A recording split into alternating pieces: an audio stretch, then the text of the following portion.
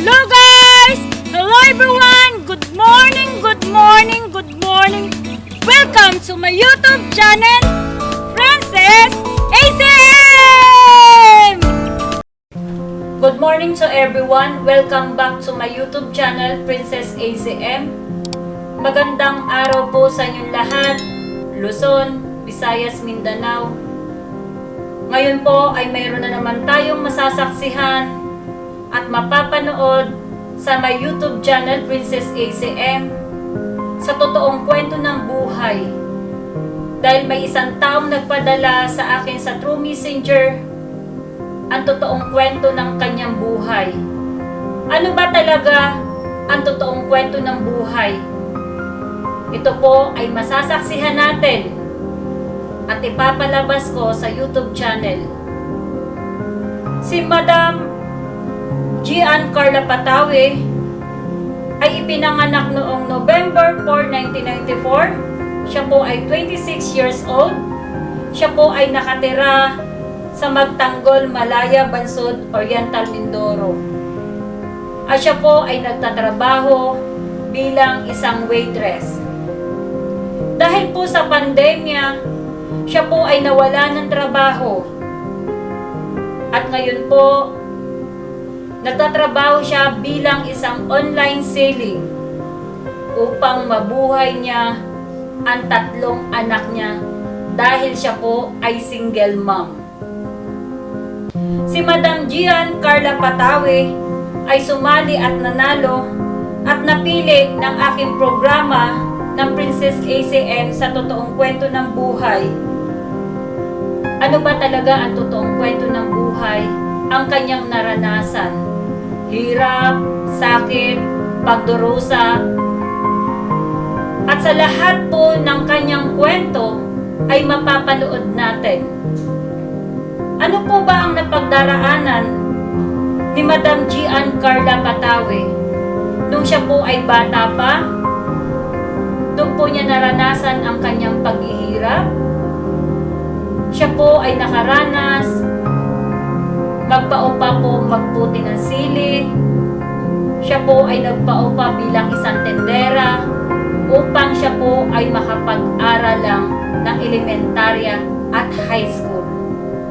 Dahil po sa hirap ng buhay ng kanyang pamilya, pinipilit niya pong buhayin ang kanyang sarili at para siya po ay makapagtapos lang ng kanyang pag-aaral. Paano ba niya nalalampasan ang kanyang paghihirap sa kanyang buhay? Hanggang dumating po sa point na siya po ay nasa tamang edad. Siya po ay nakakakilala ng lalaki na nagmahal sa kanya at nagbigay ng unang anak na lalaki. Ito po ay siya'y sinuportahan, binigyan ng magandang buhay at biyaya. Lahat ng gusto niya ay binibigay. Hanggang sa dumating sa point na nagkaroon sila ng problema, siya po ay iniwanan ng lalaki na minahal niya. Pero sa pagmamahal niya sa kanyang anak, ito po ay kanyang binuhay, inaruga, minahal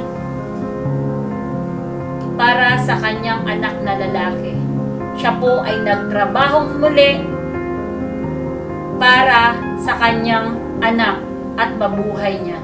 Hanggang muli siyang nakakilala ng lalaki na magmamahal sa kanya at minahal niya muli.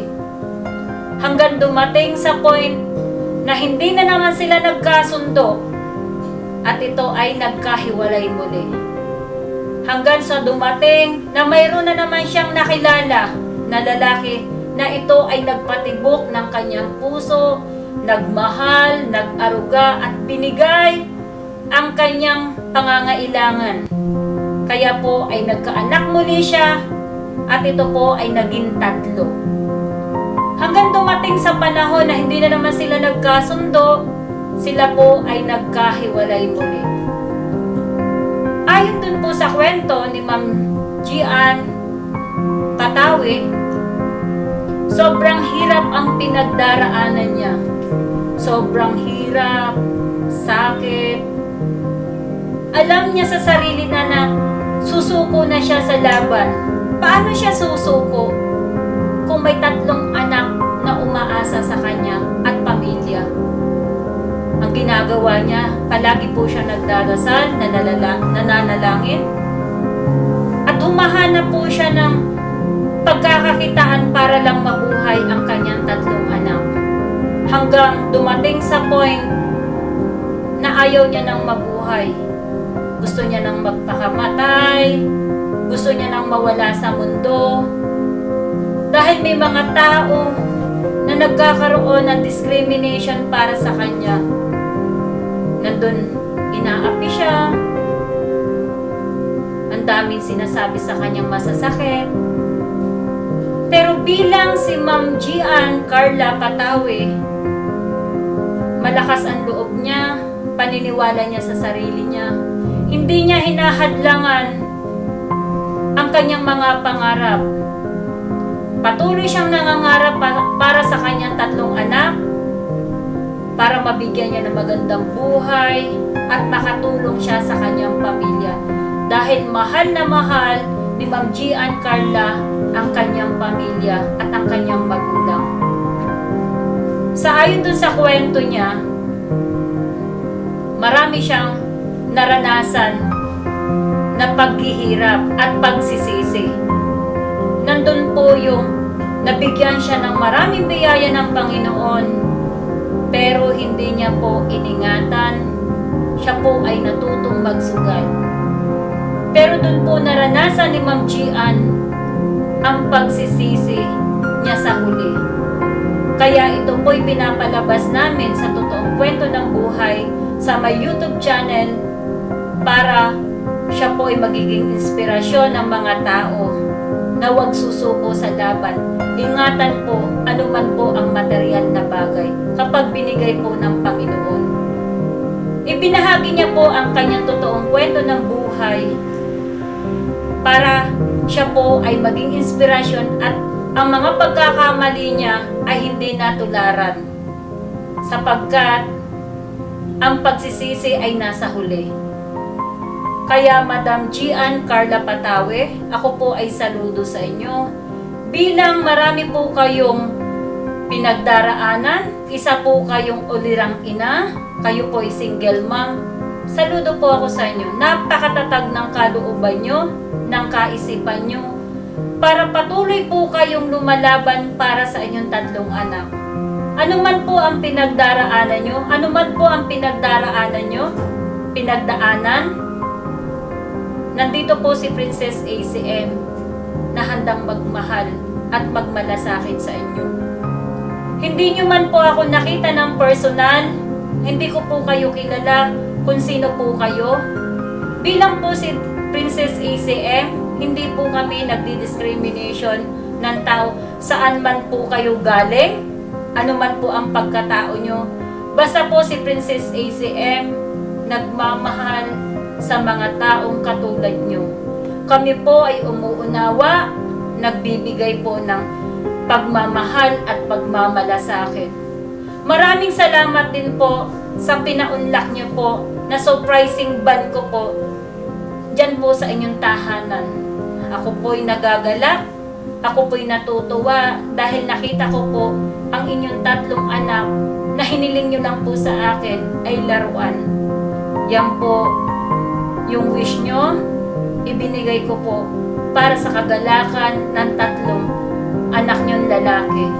Sana po sa susunod na panahon, anuman pong oras, makikita ko po yung buong pamilya nyo.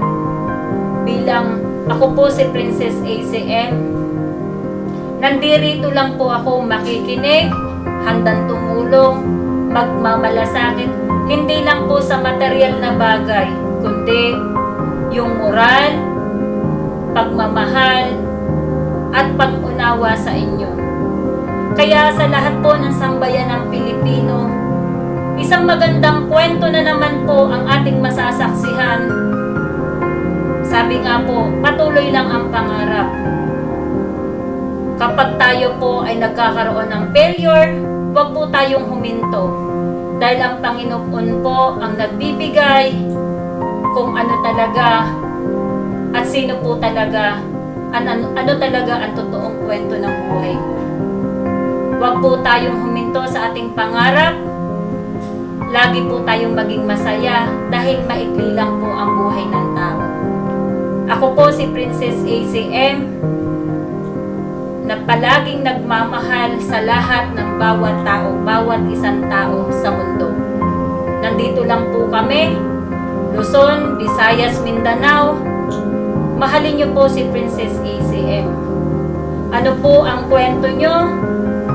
Sagot po ni Princess ACM.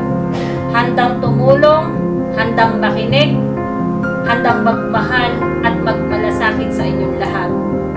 Hindi po kami nagdi-discriminate. Anuman po anong uri ng inyong pagkatao at kwento, nandito lang po si Princess ACM. Mahal po kayong lahat. Mahal ko ang sambayan ng Pilipino. Lahat po ng bawat pamilya na lumalaban sa hirap ng buhay, sa anumang problema, basta po ang pamilya sama-sama, walang iwanan, bagkus ipaglaban natin. Wala pong mawawala. Mabuhay po kayo. Nandito po si Princess ACM na nagmamahal sa inyong lahat. We love you all.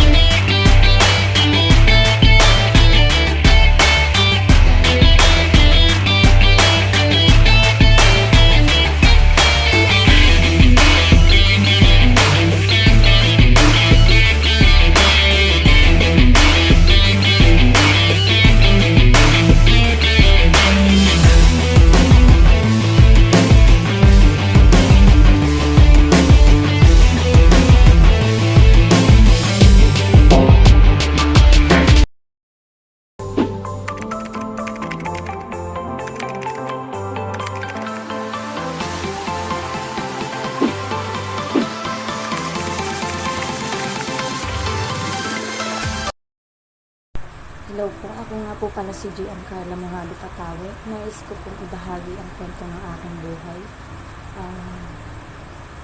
Bata pa lang po ako nung magkahiwalay po ang aking mga magulang. At nung maranasan po namin ang hirap ng buhay dahil ang aking pong tatay ay hindi na po nagsuporta sa aming magkakapatid. So ako po yung panganay. Maranasan po namin ang wala kaming makain sa araw-araw.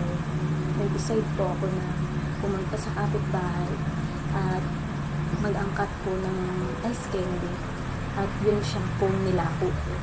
Naglalako po ko para lang mapag-aral ko po ang aking sarili at makatulong din po sa pamilya.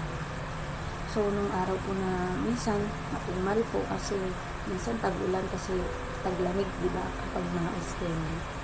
Pag wala naman pong rasyon na ice candy po, punta naman po kay Kuya Wawit Ice Cream. Nag-racket din po ako na sabi ko po magtitinda po ako ng ice buko. Then tinda rin po ako na naglilinis po ako ng sibuyas at bawang.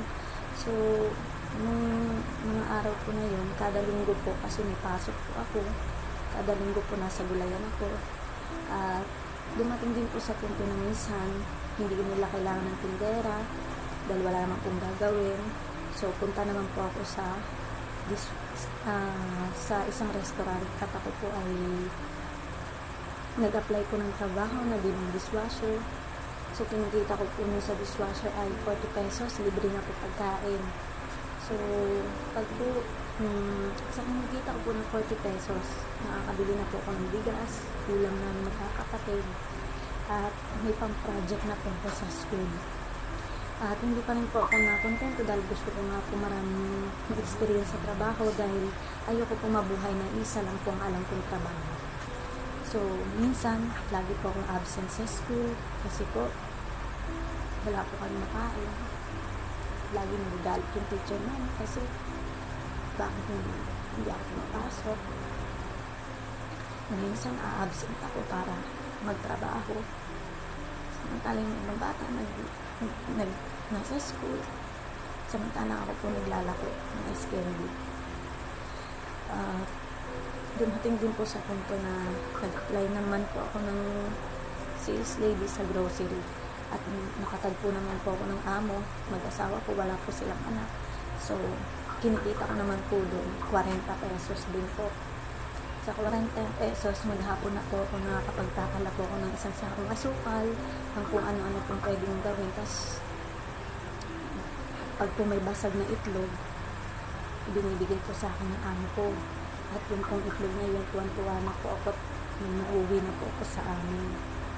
Tapos makakabili na rin po ako isang kilong bigas. Dati maaaraw, 20 pesos lang nangyit po ang kilo ng bigas. At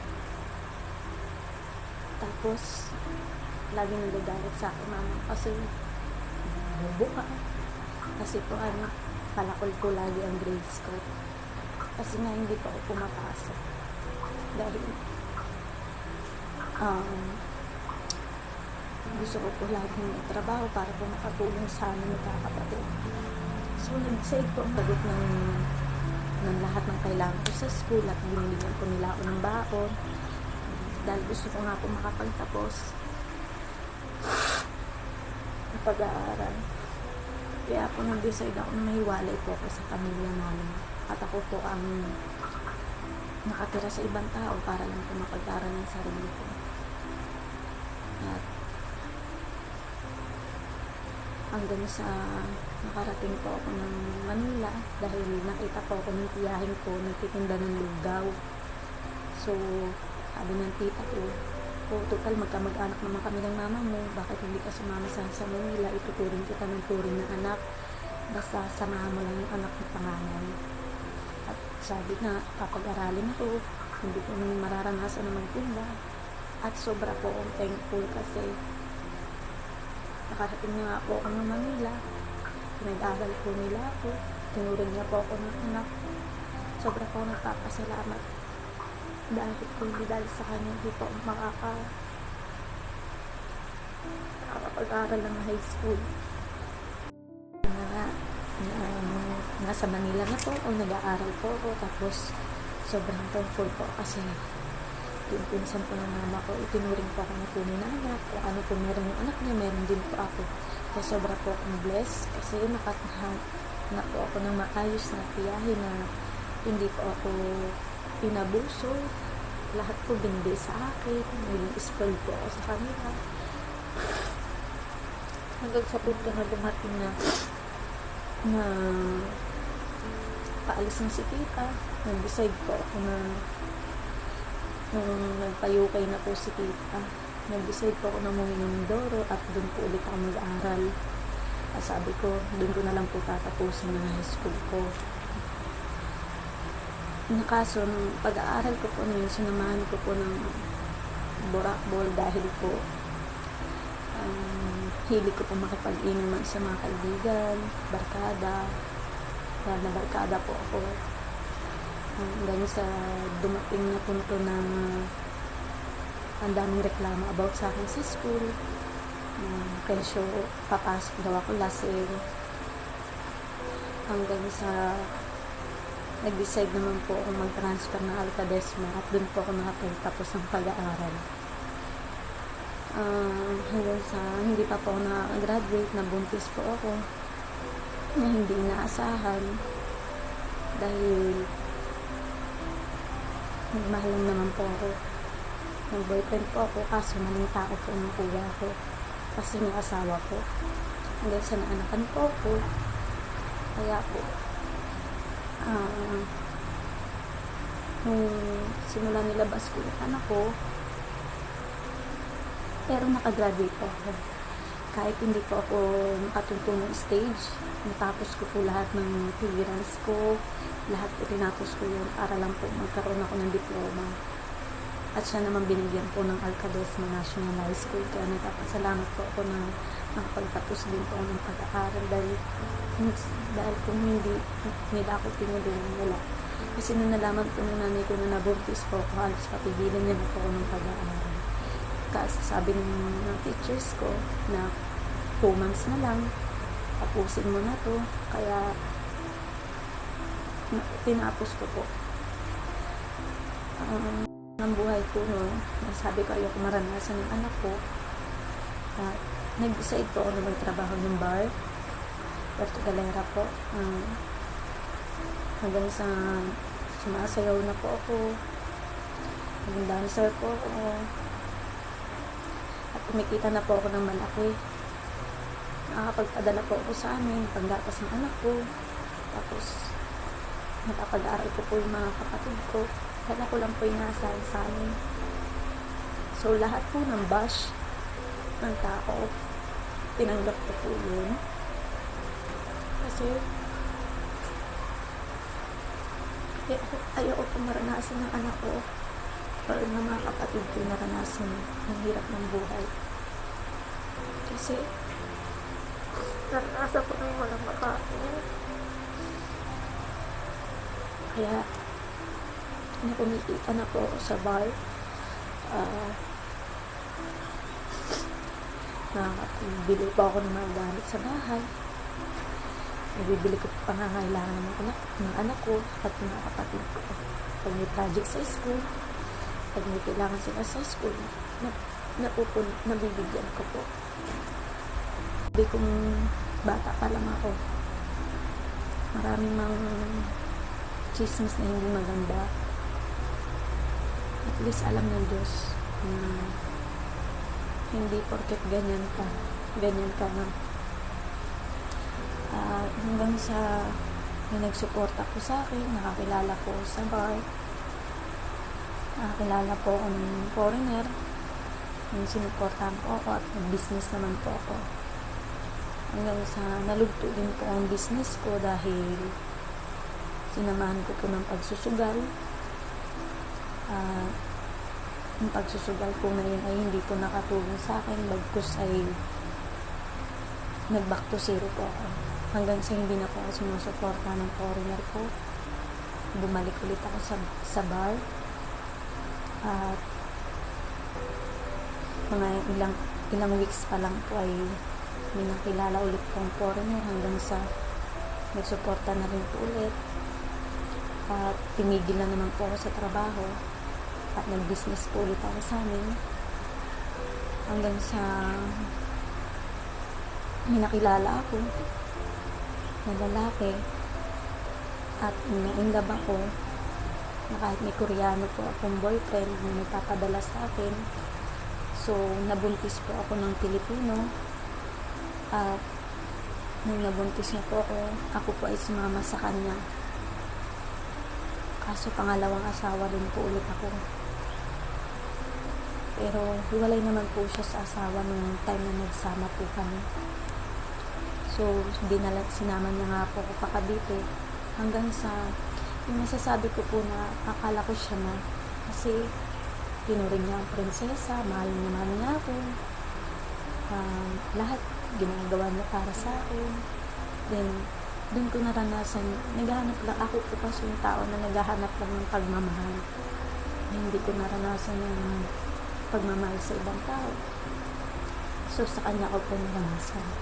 Yung pagmamahal ng pamilya ay parang kala ko siya yung totoong magmamahal talaga sa akin.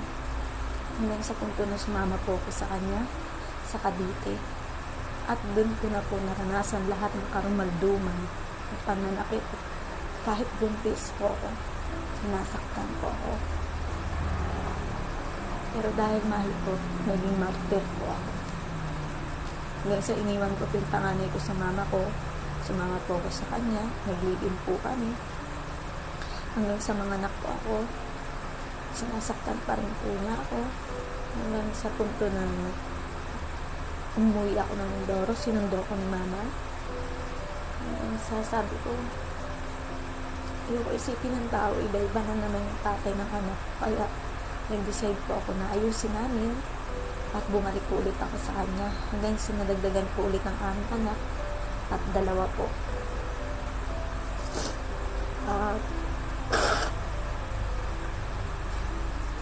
dahil bilang isang ina, ayaw mong mawala ng ama yung anak mo. Nagtitiis ka, lahat gagawin mo para sa kanila. So, nung mga araw po na yun, sa 4 years namin pagsasama,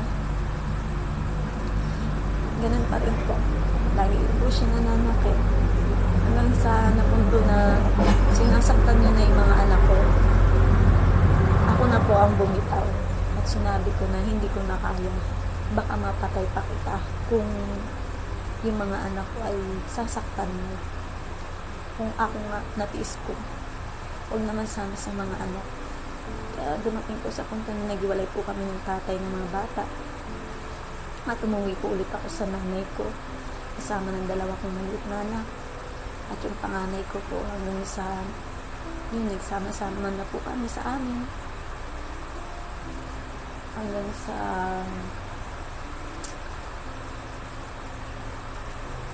nag-angkat po ako ng mga t-shirts. Nagtinda na lang po ulit ako ng mga damit. Naglako po ako para lamang po may pakain ko sa mga anak ko. At hindi na po ako bumalik ng bar. Dahil po, simula po magsama ng tatay ng mga bata,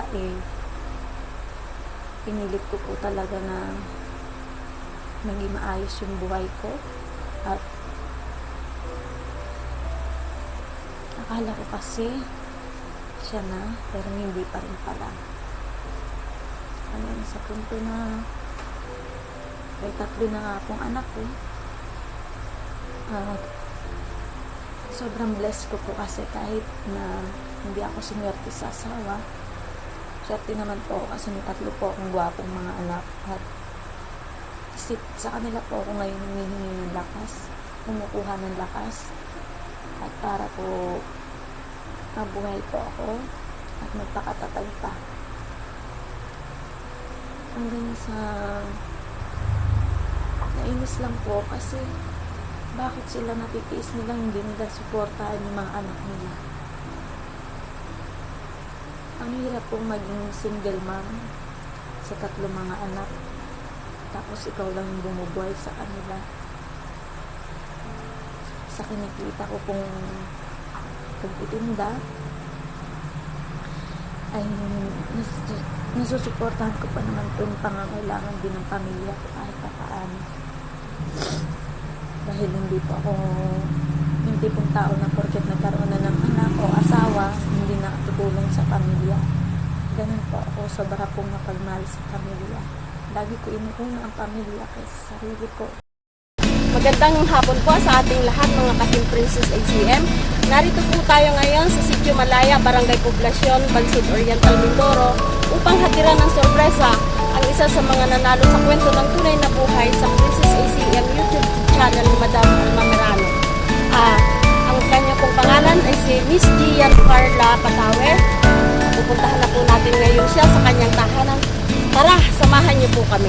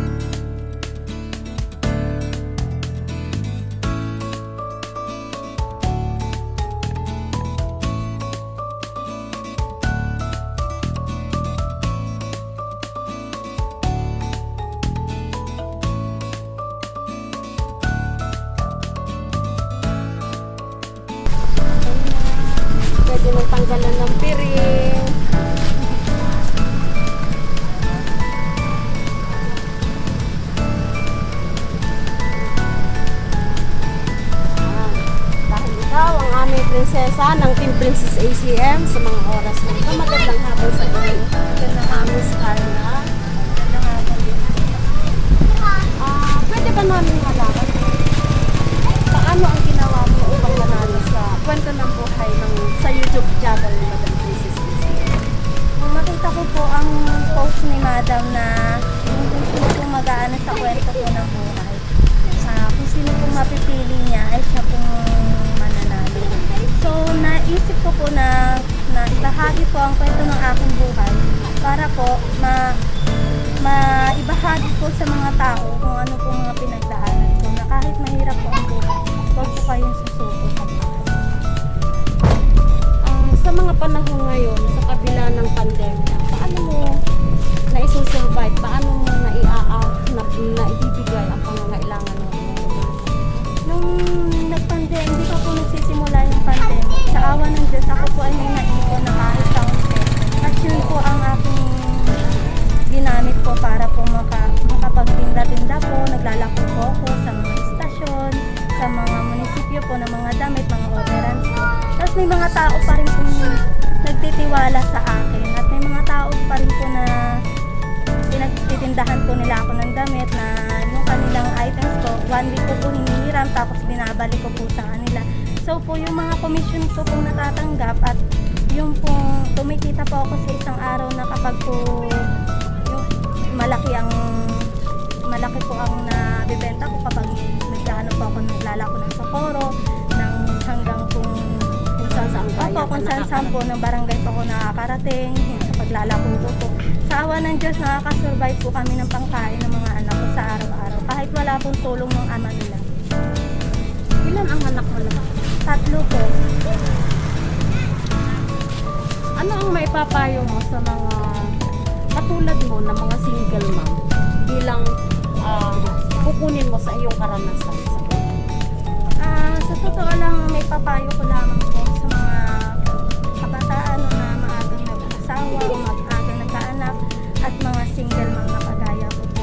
Una sa lahat, napakahirap, pero umuhugot lang po ako ng lakas sa mga po. Pero kung hindi po dahil sa kanila, siguro po, sa dami ko pong napagdaan ng problema, hindi ko na halos kayanin. Pero pinilit kong kayanin dahil iniisip ko na lamang po ng mga anak pa ako na hihintay. Pwede natin tawagin ang Opo. ang kukopi naman ng mga tao. Anong pangalan mo? Ikaw to tayo, anong pangalan mo? Ikaw kuya, anong pangalan mo? Yan. Anong masasabi ninyo kay mami? Anong gusto niyo sabihin kay mami? Iyan, ikaw iyan. Ikaw iyan. Ikaw kuya. Anong gusto mo sabihin kay mami? Salita. Salita. Sabihin mo kuya. Ikaw kuya Baste. Anong gusto mo sabihin kay mami? Sabi na I love you mami. Si Bunso, anong gusto sabihin kay mami?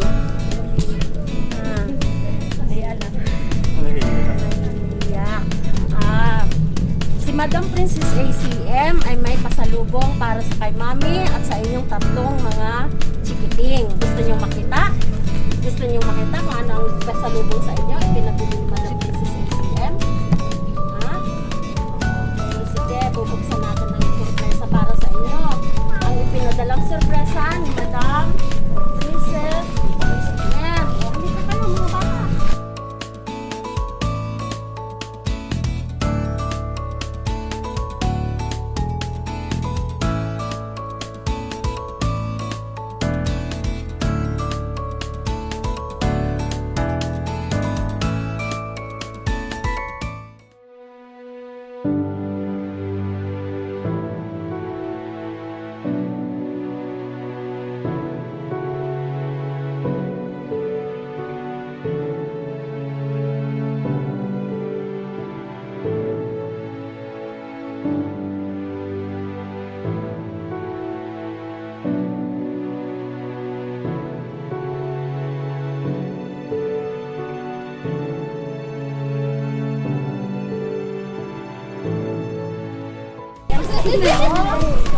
Gusto nila pabili sa akin. Meron ka pang, meron din si Kuya. Thank you. Yan. Tapos, ay padala sa inyo mga biscuit. Si Madam Princess ACM. Para sa mga bata. O Kuya, hawakin. Hawakin talaga. Mindoro talaga. O, eto pa. Meron kang biskuit. O, ano po ang sasabihin kay Madam Princess ACM? Madam Princess. Maraming salamat po, Madam Princess ACM. Bago kayo umalis, may pinasasabi si Madam Princess ACM sa inyong tatlong prinsipe. Ang sabi ni Madam, kinig kayo ha, magpapakabait kayo, mamahalin niyo si mami niyo, susunod kayo sa lahat ng sasabihin ni mami, huwag bibigyan ng problema si mami, at higit sa lahat, mag-aaral daw kayo ng mabuti. Dahil pag kayo'y magaling sa eskwela, pag kayo'y mag-college na, madami ang tutulong sa inyo. Naintindihan mga bata? At para naman kay Miss Carla, narito po ang aming pasalubong para sa inyo. Meron po kayong pansit, meron po kayong cake, Salang. Bigyan mo muna ito tayo na tinuna para tapos ang payong ni Madam Princess ACM. Payong natin. Dahil umuulan, sabihin mo. Papayong naman po. Right. Si Mama.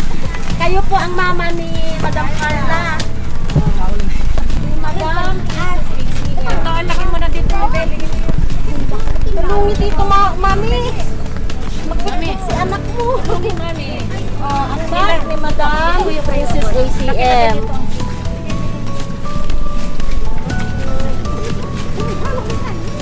Tapos meron ka pang isang Gucci na shoulder bag. So, ito ang pansit spaghetti, bigas, at saka mga grocery. O, para sa inyo yan.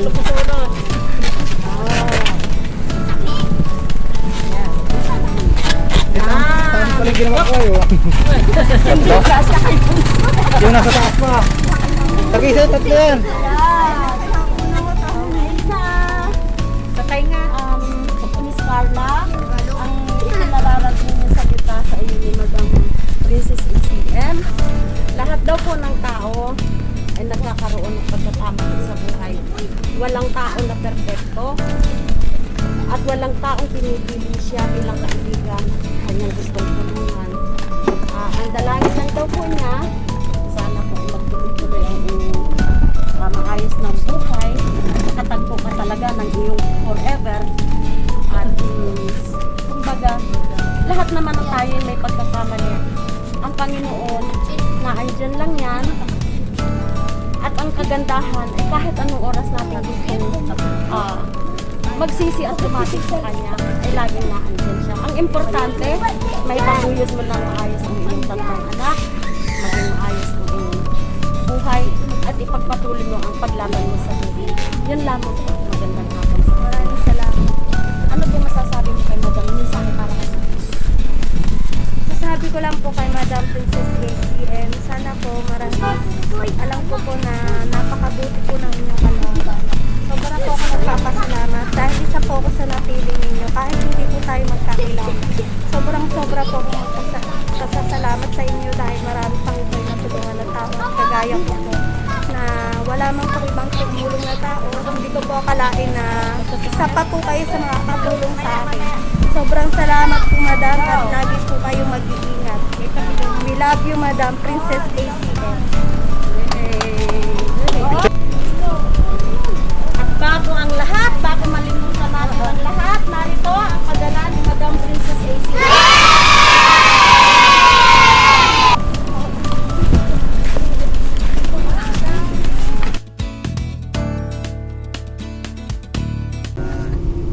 Hello po! Tapos na po kami sa aming misyon. Magandang hapon po.